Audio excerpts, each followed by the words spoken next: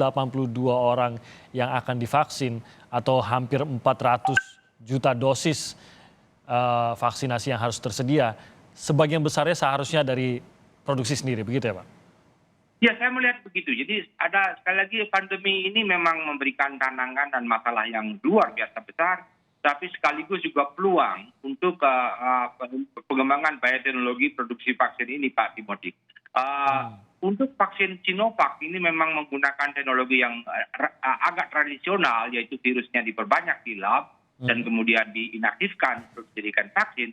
Itu memang memerlukan fasilitas produksi yang sangat besar.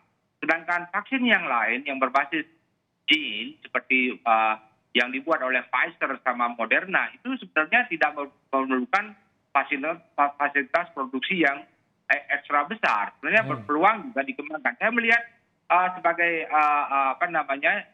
ilmuwan Indonesia melihat memang Indonesia sebaiknya segera bergerak kemudian untuk bisa memenuhi kebutuhan sendiri untuk vaksin COVID-19 dan juga vaksin-vaksin yang lain, kemudian untuk kebutuhan sendiri dan kebutuhan regional negara-negara di Asia Afrika misalnya, dan itu peluangnya itu luar biasa besar dan saya kira salah satu nanti industri dan teknologi yang mencuat pasca COVID-19 ini adalah industri farmaceutical dan bioteknologi untuk pengembangan vaksin dan obat-obatan. Jadi saya kira ini kita bisa mengambil peluang ini untuk bisa menjadi memenuhi kebutuhan sendiri dan juga memenuhi kebutuhan negara lain, dan itu akan juga berarti penyelamatan devisa dan kemudian menghasilkan devisa yang untuk pembangunan yang lain. Saya kira ini peluang Pak, jadi saya mudah-mudahan negara melihat juga itu, kemudian BUMN melihat itu, kemudian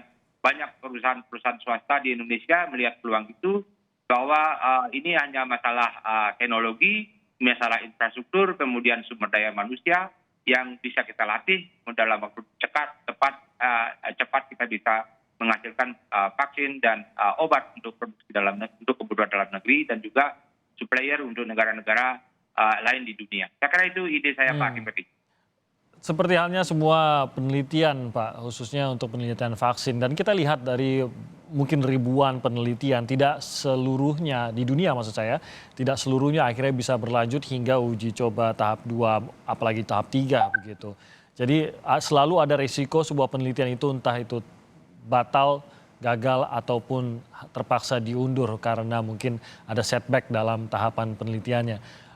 Ini pun mungkin kalau kita mencoba berpikir rasional dengan kemungkinan yang ada, ini pun bisa terjadi pada vaksin merah putih yang sedang diteliti pada saat ini. Walaupun kita harapkan vaksin ini dengan lancar bisa terus diproduksi dan menghasilkan vaksin yang efektif. Tapi bisa terjadi hambatan di situ. Menurut Anda, bisakah Indonesia bergantung pada vaksin yang didatangkan dari produsen vaksin di luar negeri saja untuk menyelesaikan target vaksinasi warga negara Indonesia 182 juta orang ini? Ya, tentu sulit Pak. Saya melihat begini, kan ada yang disebut dengan reverse engineering. Jadi reverse engineering itu kita membuat produk untuk kemudian sama dengan teknologi mRNA yang dibuat Moderna sama Pfizer, itu semua reverse engineering. Jadi membuat produk kemudian diuji cobakan, sementara yang tradisional